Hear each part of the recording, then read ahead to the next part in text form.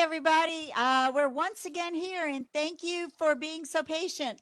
Our noon speakers, we had to move them to 2 p.m., and so they will be speaking. I hope you stay tuned for that. But for right now, we have a very special guest in our the Black Family Representation, Identity, and Diversity series. Another life story, and this one should be amazing. Miss Tanika Driver Moultrie is the president of the NAACP here in Killeen, and she is going to just give us and share with us her life story. Before I start, though, make sure that if you would like a credit for attendance, to go to the library's website, look for the word events, click on events, and find the registration link. And if you put a professor's name, we will send your name to the professor that you attended this. So I'm not going to sit here and talk to you. I am going to go ahead and give the floor to our speakers. So thank you, Miss Driver Moultrie, and take it away. Well, let me say good afternoon to each and every one of you who are tuned in on this beautiful, warm Texas day. You would never have known just last week we were in a winter storm. And so thank you all so very much for giving me the opportunity to be here to tell my life story. And so, as I say with everyone, everyone has a story, and everyone does. We go on our journeys throughout life, we always have another chapter to add to it. And so, I'm truly blessed and honored to be here to share just a little bit with you today. And I will be more than happy to try to answer any questions that my memory serves me right to answer for anyone. Again, my name is Tanika Driver Moultrie. I was born and raised in a small town in Illinois called Danville, not too far from Chicago, nestled just pretty much right close to the border of Indiana. So we sit between Champaign, Urbana, and Indianapolis, Indiana. I was born to a single mother.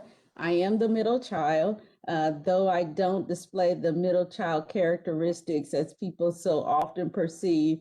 I consider myself a optimist, a fighter, a debater, and most importantly, a community servant. And so I think most of that, I would contribute most of that coming from the fact that even when I was young, with my dark skin, people would make fun of me being too dark. I was referred to such names as Blackie or Spook, but I'll never forget this one lady, Miss Lisa. She named me Chocolate Drop. And I just love being chocolate drop. And every time she would see me and I come around, she says, "There goes my chocolate drop." And so that made me feel like I was someone very special. And so from then on, it just made me that much more determined to be anything in this world that I wanted to be. And my mom always instilled that in me as a young child, even to this day. She always tells us, be anything in this world that you want to be, as long as it's your best. And I learned that from her being a single parent with 3 kids. And so she was very, very optimistic, very strong, very encouraging. She showed us to have great moral values and ethics, just to be a good person that God has put us on this earth to be. And so I appreciate that, and just looking up to her, being a mentor, being a great role model. She was just truly, truly fantastic. And so just being a young child, aspiring to be the best, always wanting to be just someone, just truly, truly someone. And I made it out to, in my mind, that I would be someone, even when people told me that I can't, or I shouldn't, or I won't, even with being the president of the Killeen branch.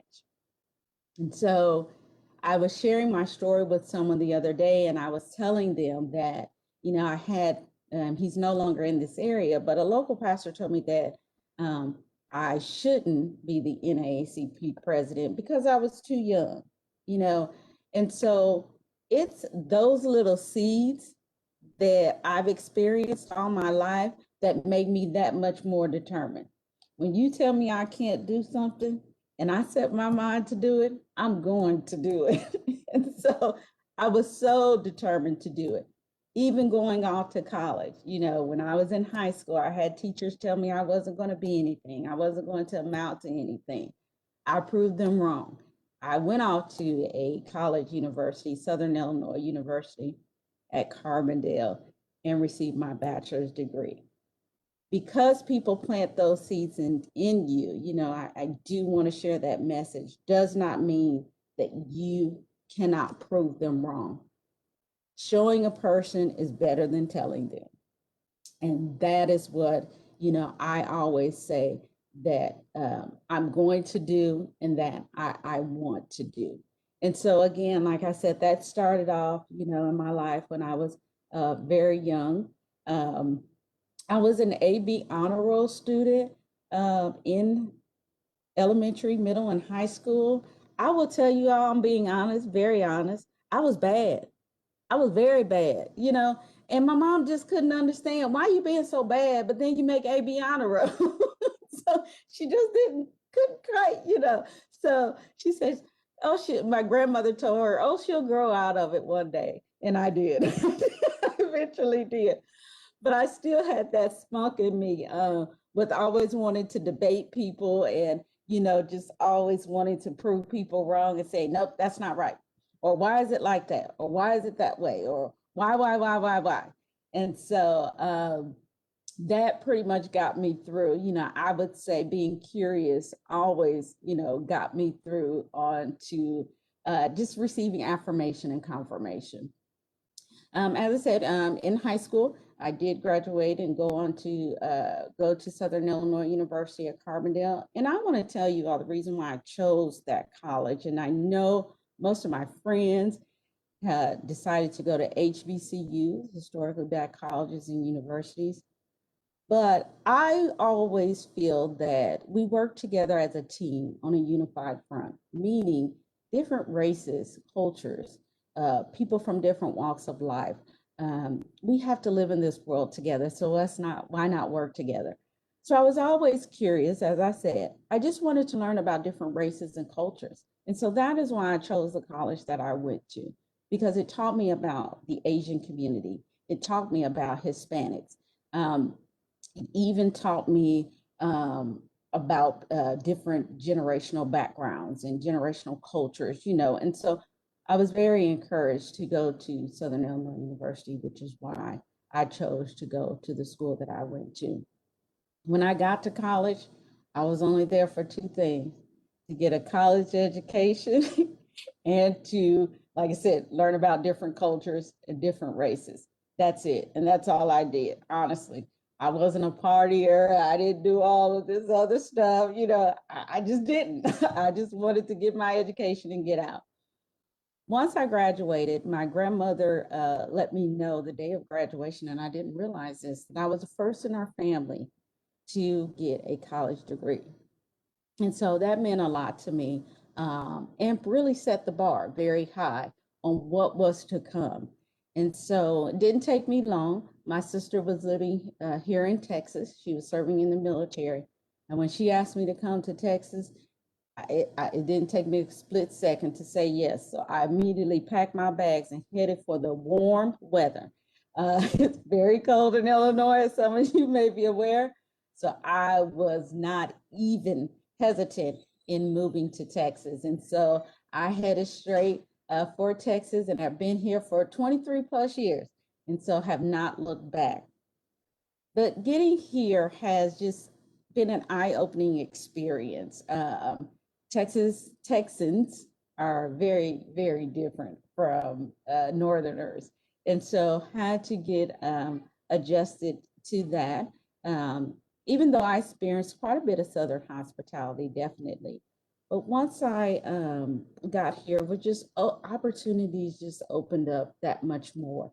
And so that's why I said, when people told me that I wouldn't be something, I always was determined to say, yes, I will be that, or yes, I will do that. Have I experienced trials, tribulations, challenges along the way? Absolutely. Yes, I have. But guess what?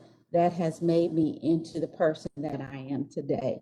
And so I don't know if any of you can read this, but it says, God says I am, and it has different scriptures on there and different encouraging words on there. I know who I am and whose I am. And so it always gives me, encouragement to go and just live life to the fullest. I am the president of the Killeen branch. And so when that pastor told me that I wouldn't become the president, or I was too young to become the president of the NAACP, I won and became the president of the Killeen branch NAACP. And I have been since, except for one term. And that one term was by choice. I recently became a new mother. And so with that, I just wanted to make sure that, I could balance everything of being a wife, of being a mother, of course, being a career professional, and being the president of the NAACP, just being a member of the NAACP. I also serve as a Texas State Conference NAACP treasurer. And so I handle all of the funds, donors, donations, accounts for the Texas State Conference, NAACP. And the question that I always get is, how do you balance it all? How are you able to manage all of it? I'm a go-getter, very determined, very outgoing. And I think it's important, like I said, to live life to the fullest. I don't want any grass growing under my feet. Yes, I get overwhelmed. Trust me, I get those overwhelming days. I have a 5-year-old. I have a 13-year-old stepson. I have a 21-year-old stepson. And so days it can be overwhelming, even fulfilling the role of being a good wife, a career professional. And so you have your days where it gets overwhelming. And all I can say is God helps me manage it all. God truly helps me manage it all. Even 3 o'clock in the morning when I'm getting those ideas popped in, that pop in my head. I have a friend of mine, she works with me on the breast cancer campaign. And so we started the breast cancer campaign 7 years ago. We're in our 8th year of doing it. It came out of an idea of mine, as well as a personal experience. And so I had my breast cancer scare back in 2011. And I'll just share with you really quick, the reason why I started the breast cancer campaign, breast cancer walk, because there wasn't a lot of information out there about breast cancer. Cancer as a whole, yes, but not breast cancer. And also, I was not even 40 years old when I found my first lump. And so when I started talking to people and individuals, I started hearing from women who found out when they were 18 years old, 21 years old, And so I wanted to bring more awareness to it, that most importantly, women need to know their bodies. You need to be in tune with your body, And so that was the, whole rationale behind coming up with the breast cancer campaign. A year later, I found my second lump. Both of them were benign, but it just, inspired me to be more of a community advocate. But as I was saying, a friend of mine, she's wonderful, very supportive, and she always says to me, when Tanika asks you something, she doesn't ask you, she volunteers you, so you can't say no. It's just like, automatically, she's just telling you what it is that what you're going to do. But you just find a way, like I said, to manage it all, to balance it all. But you still want to be, I know for me, I still want to be very vital in my community, be a very part of my community, continue to be, an advocate in my community. I love my family, and I found a way to fortunately to balance it all. And I just thank God, like I said, with my breast cancer scare, I was able to have a healthy, bouncing baby girl at the age of 40. I had no problems, none, no high blood pressure, anything. Actually, the day they told me to come in to deliver, I'm like, I got something to do. Can I come back at such and such time? The doctor said, no, we need you to go to the hospital now.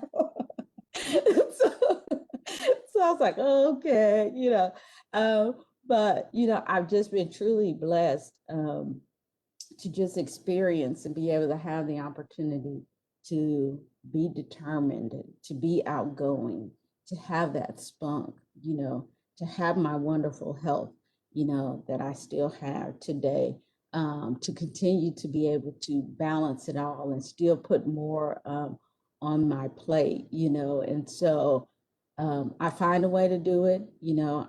Like I said, I just have to give all praise and glory and honor to God that He keeps me sane. Because some days I'm just like, oh God, So, but that's basically it. I like sharing my story with people. It's a lot to it. It's a lot of it.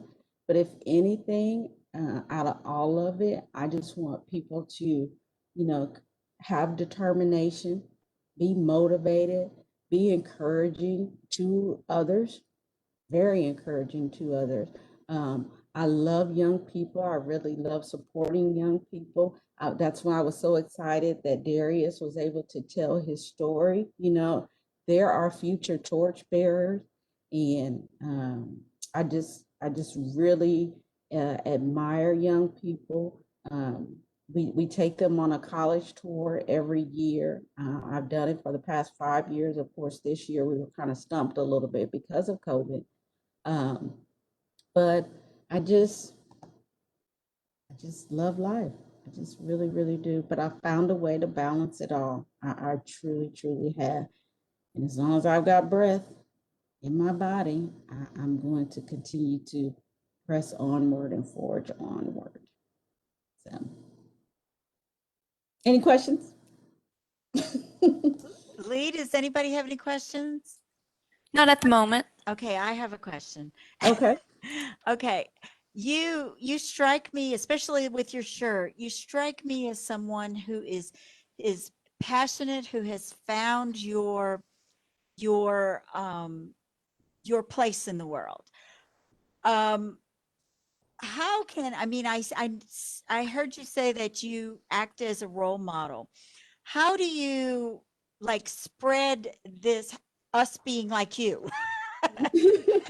Because you seem to, it's like, here I've got this, I'm over here in this state, now I'm over here, and now I'm going to save the planet. And you are. And so we want to know how you get there. How do you get there? You learn from life lessons.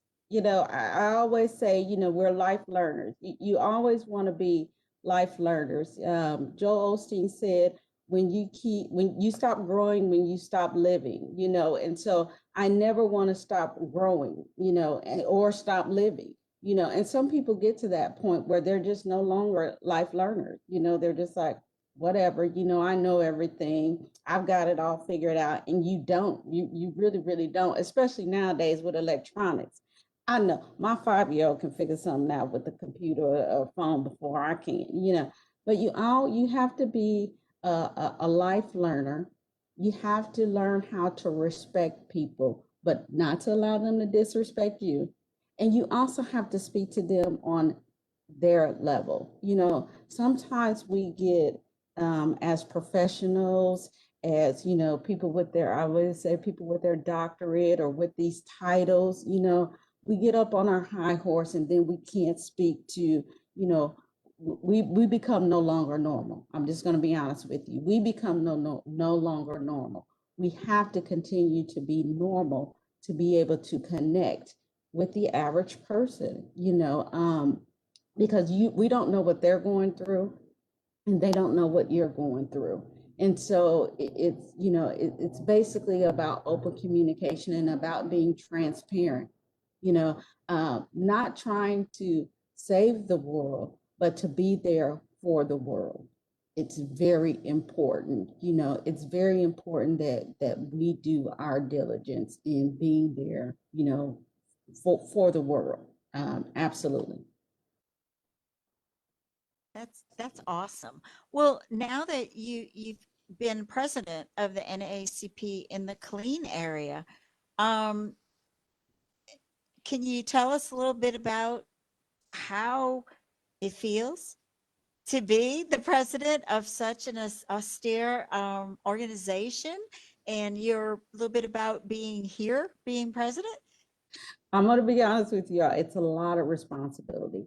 It honestly is. It's a huge responsibility because, when you say save the planet, people do want you to save the planet and they want you to fix their problems immediately. And when you can't fix their problems immediately, I'm going to be honest, it weighs heavy on you. It really, really does. If I could fix racism, I'd do it. If I could fix discrimination, I would do it. Everyone does not have a loving heart. Everyone doesn't have an open mind. Everyone's arms are not always outstretched to receive, or even hands to give.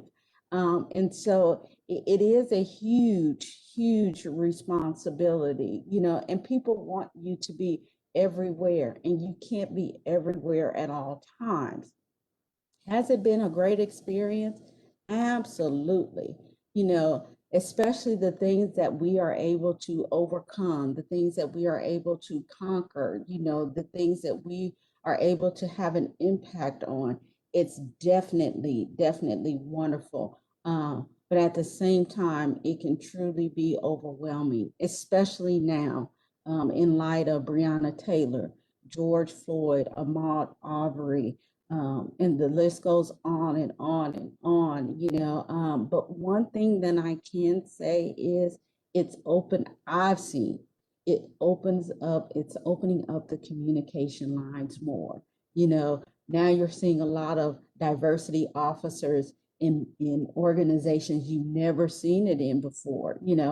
Another thing, we are being afforded, and I will say myself as a president, I'm being afforded to have a seat at the table now with different entities, whereas before we thought we've always been on the menu, literally. We've been a conversation piece. That's it. We've been on the menu, but we've never had a seat at the table. So to be at the table right now, and yes, I get frustrated sometimes in saying, we should have been at the table. We should have been had a seat at the table, but to now be able to be afforded the opportunity to have a seat at the table, it is an honor. It is a blessing, and our goal is to not let it be the last time, and that we're not a little bit too late. So. Well, I mean, I don't want to be jumping ahead of anybody else's questions. Lee, any questions yet? I'm full of questions. None yet. Okay. She walked away on us now. I'm kidding. That's okay. What are some of the projects that your organization is working on right now, that maybe our community can learn about? Absolutely, absolutely. So last year, the Killeen branch celebrated 50 years in existence. And so we were chartered, in July 1970 by 7 citizens here in Killeen, one lone female. I always like to talk about our lone female, who decided to answer the call because of the racial imbalance going on at Marlboro Heights School. And so we continue to be viable, vital, and vibrant in our community. We've been able to withstand, of course, legal redress is our biggest thing, and civic advocacy, among other things. And so I will share with you that since I have been the president and have taken over the helm, we're always focused on education. And that is a very big thing for us. And so we see a gap with our African American males. I will be quite honest with you, where they're being left behind. And so we've got to figure out a way, not just as the village, but as a community, to encourage them and motivate them to go on to receive their education, to go on through their educational careers. They're being dropped by the wayside. I would say some of that is because they're being misunderstood. And so we need to be more open. I say we because everybody's included in this. You know, it may not be my child and I didn't birth him, but still it's my problem. And so we are very focused on the African American male in the school district. We're also trying to bridge those gaps in between high school and going on to college, to further their educational goals to college, college readiness as well. And so what I was saying earlier is that we've decided to take the helm and take these kids on college tours. And so we've been doing it for the past 5 years. And I say we because it's been my husband and I. We usually go, and I'm going to share this with you. This will be the first year we've celebrated our wedding anniversary, because every year we take the kids on a college tour around our wedding anniversary. And so that is our gift to them. But we want them to see what it looks like. Unfortunately, we have some kids who live in households where they're the first to go off to college. And so it's a lot of confusion. It's a lot of frustration. Where do I start? How do I get this done? What's next? What needs to take place? So we like to give them the opportunity to see what that looks like. And so that is part of the college readiness piece with the college tours. We also give away scholarships every single year. And so last year, even despite COVID, we were able to give away $8,000 in scholarships. Two of those came from CTC. And so we're going to be able to do the same thing this year, hopefully not just to give away 8,000, but maybe 10,000. Another thing that we're doing is we're starting to work closely with CTC. Because we are in the midst of a pandemic and in COVID, we're seeing that students are quite leery, a bit leery about going on to colleges and universities away from home. Some of them are offering the virtual opportunity, but we still want them to know that CTC is here. And then the second piece of that is Texas A&M University at half the cost, probably at 3/4 of the cost. And so we're working with CTC to help provide those resources to our students as well. The other thing that we're doing is working closely with the school districts, KISD and CCISD. There's a gap with online learning and virtual learning. Online learning and in-person learning, excuse me. And so we see that, and we just need to make sure that we're addressing that. There also are some students who are not being accounted for. And so about 2,000 plus in KISD that are unaccounted for. And we want to make sure that they are accounted for. And we want to know where they are, what they're doing. Are they getting their education that they so desperately need? Are they being afforded the American dream? And so those are some of the things that we are doing in the education piece. Economic disparities. We are experiencing, a low percentage of African Americans, even in the brown community, Hispanic community as well, are not being able to be homeowners. And so we're able to provide them with information and resources on how to become a homeowner. Also with that, financial responsibility. So financial freedom.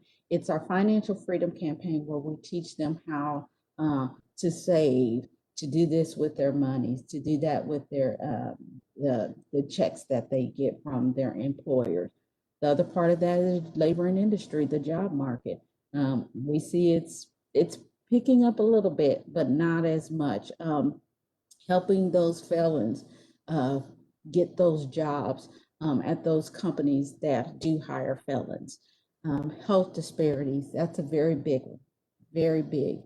COVID vaccine, 4.89% of African Americans have been given the vaccine in the state of Texas. 30.39% of whites have gotten the vaccine. So we are working on accessibility in the Black and Brown community so that they will have the opportunity to get the vaccines and be able to streamline that process for them.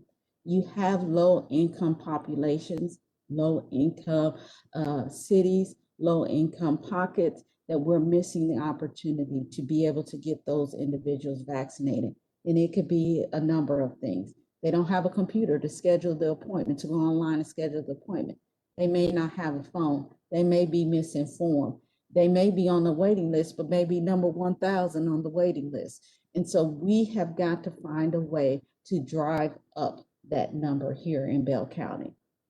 It's horrible. It's a disenfranchisement. I mean, it's whatever way you want to look at it, discrimination. It's just a total outrage. We have got to find a way to drive up that number. 4.39, whatever I told you, 4% in the state of Texas is ridiculous for African Americans. It's just ridiculous. Also with that, we are seeing that a lot of people have been affected by the pandemic. Loss of job. Loss of job comes loss of insurance, health insurance. And so what they are doing is trying to ride it out as much as they can with the medications that they have. But at the same time, their health is deteriorating. And so the job that I get paid for, that I go to every day, is I am the executive director of the Greater Killeen Community Clinic. Since the pandemic, we have seen an increase in patients. Most of those are diabetic patients. They cannot afford insulin. Insulin is very expensive. And so we are starting to see an increase in that. And we want to ensure that their healthcare needs are being taken care of, that, they're not being shut out.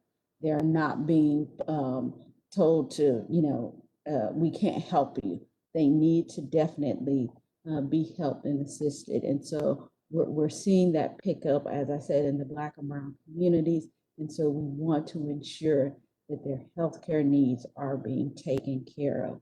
And the last piece, of course, is civic advocacy. We want to ensure people are still allowing their voice to be heard and their votes to count. Just because we finished up with the presidential election, your job as a registered voter is not done. You still have local elections, city elections, state elections. So we need to ensure that we are staying involved and engaged in the process. Legislative priorities. Legislative session is going on right now. We need to make sure that we're staying tuned in and we're staying connected. Even with the winter storms just last week, they're having a legislative hearing tomorrow at 9 a.m. And I want to ensure people are tuned into that, because you may not have been affected, but your next door neighbor may have been affected. Someone has been affected by last week's winter storm. And so we want to make sure that people are being tuned into that. A lot of times what we see is once the storm, whatever it is, trials and tribulations, whatever is over with, people are quiet. You can't be quiet. You're a voice for the voiceless and hope for the hopeless. And if you don't remember anything, you need to understand those two things as a taxpayer and most importantly as a registered voter. So there are quite a bit of things that we're doing. I probably just gave you a whole mouthful, but most importantly, I just want people to know, even though we're in the midst of a pandemic, the work of the NAACP has not ceased. We are still fighting the fight for justice and equality for all. Well, I'm not even gonna give Lee a chance to ask somebody else's question. I have a question.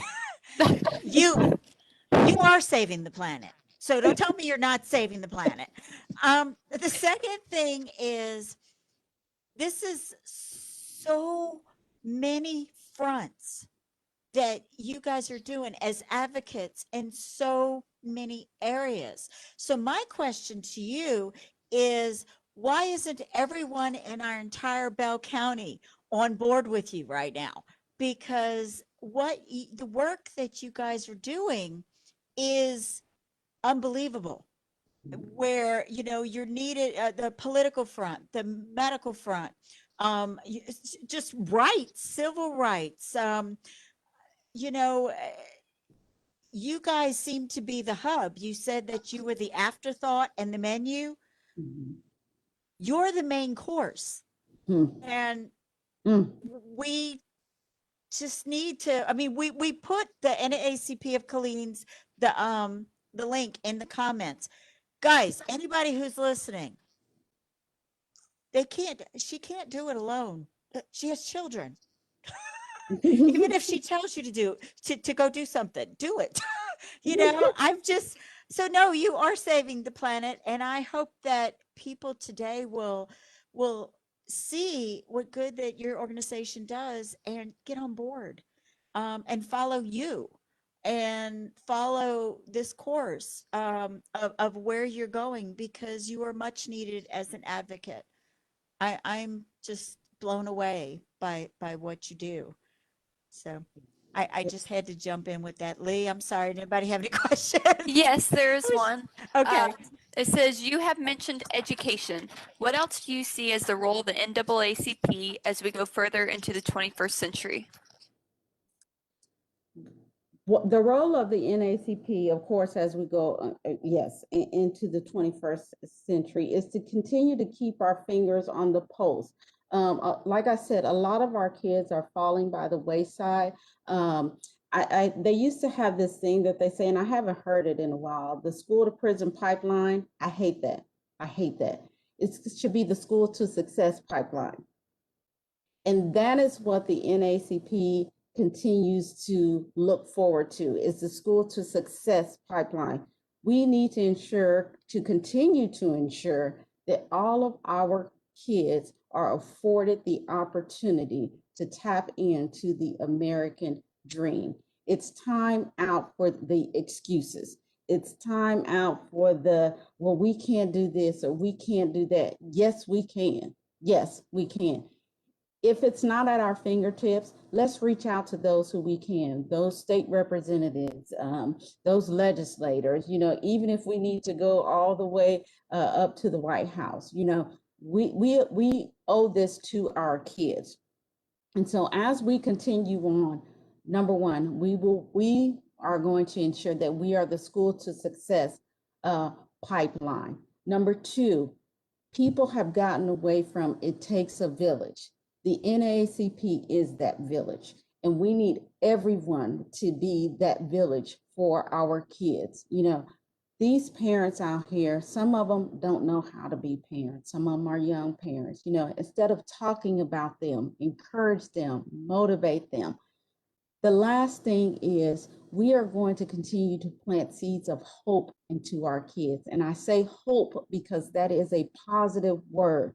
We need to be careful about the words that we speak into our kids, because we can speak failure into them just by one single word saying no.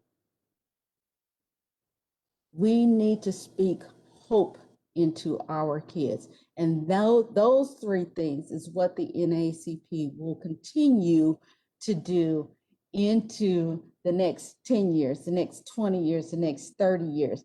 Looking at our future torchbearers in our youth and college divisions that we have throughout the nation with the NAACP, these kids are smart. They're smart and they're talented. And what I see, the work that they're doing now, I'm behind them 120%. They will tell you, you know, if they need anything, that they don't just call me as a state treasurer. They call me because they're like, we gonna get Miss Tanika gonna galvanize behind us. And I do. I definitely do, because they're very smart and very talented. But we as, I don't want to call us old people, but sometimes we need to get out the way. We really need to get out of the way.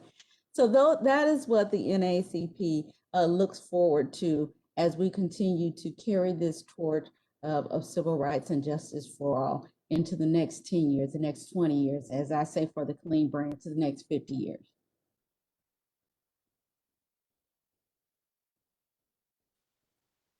Wow. Did Lady have any other questions? Yes. From your perspective, do you see entertainment / media as a distraction from education? Yes, absolutely.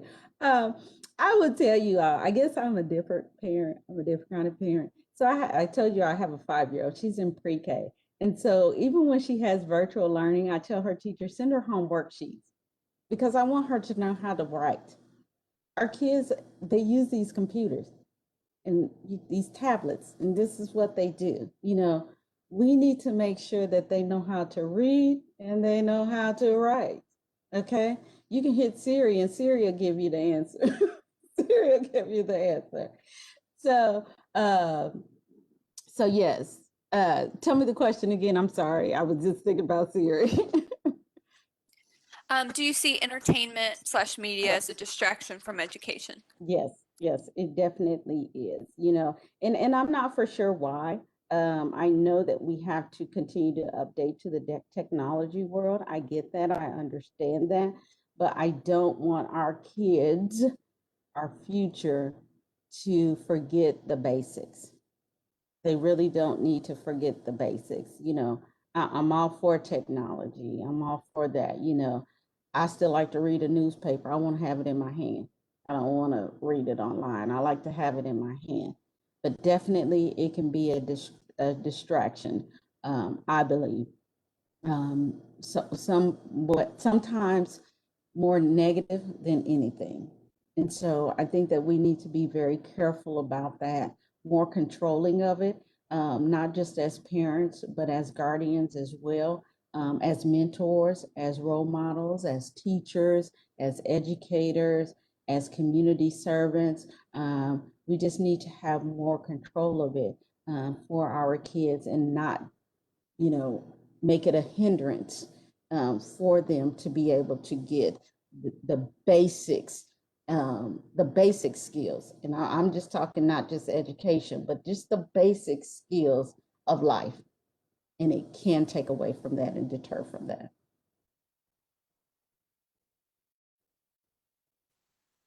Any other questions, Lee? No, not at this time. Okay. Well, did you want to leave us any closing thoughts? I know you're in the house with kids because when you first started, I heard some kids in the background. So, Any we thoughts? are actually we're actually getting ready to load up. We received a huge donation from Bed Bath and Beyond. And so we got sheets, we got towels, and we're set up at the church at Greater Peace Missionary Baptist Church, 4201 Zephyr Road. So we're headed there to do community outreach. And so we're going to give those items to our community, to whoever shows up from 3 to 5 p.m. today. And that is what, we're set and ready to do to make a positive impact in our community. But I would be remiss if I didn't say this, especially if our membership chair is looking. If anyone would like to join us in the cause, in the work of the NACP, we would love to have you. Let me stress this because I believe it's very important. The NAACP is not just for Black people, it's for all people.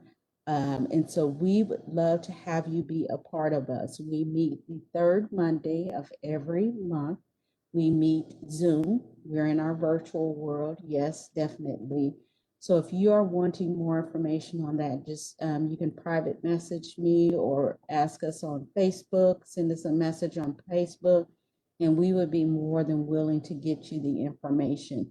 We also have memberships for the entire family to include kids. And so my kids are members of the NACP. My 5-year-old is a lifetime member of the NACP. Yes, she is a lifetime member of the NACP. And so we would love to have you be a part of the cause. There's a lot of work still yet to do. It's going to take all of us to continue to fight this fight of racism and discrimination that is going on in our world. It's not going anywhere. And so the struggle is real. The struggle is not over. And so we need everyone, as you said, on board with us to help us to continue to fight these battles that we are faced with every single day. It doesn't go away magically. So it takes individuals, it takes a team, it takes a community, it takes a city, it takes a state, it takes the world to continue the fight of the NAACP.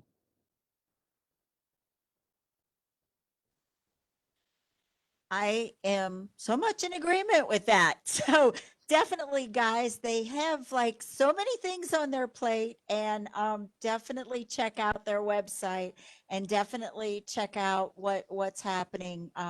This miracle work is happening in our own community. And I am so grateful, Ms. Driver Moultrie, that you brought this to light and you brought your story, brought your mission, and you're letting people know that there is so much work out there. I Your shirt, I look at your shirt and it says, God says I am. Well, I would like to add a lot more words to your shirt.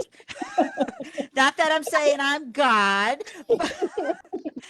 but we are very fortunate to have you in our community, and I'm so thrilled that you are someone who said no to limitations, and you said follow me, it's an order, because that is also working. And so we are very grateful and very fortunate to have you and your organization in our community. And look at you, you're going out today to go do some more good work. So thank you so much. Um, Guys, this has just been an amazing series. I mean, it's just really awesome to find so many wonderful people in our community, right here in our community. So definitely make sure that you check out the NAACP. Also, we have our guests that were going to be at noon. They were in a truck and they were making deliveries, and so we couldn't quite do it at noon. And so they're going to come and meet with us at 2 o'clock today. So thank you again for joining us. I hope you tune back in at 2 o'clock. And then we also have our speakers again tomorrow in our series. Thank you again. Ms. Driver Moultrie, you have been such a delight. I love your smile. Yeah. Thank you. All righty. Well, we're going to let Lee take us out, but don't go anywhere yet. Okay. Thank you, guys. Bye. And I'll see y'all in a couple of minutes.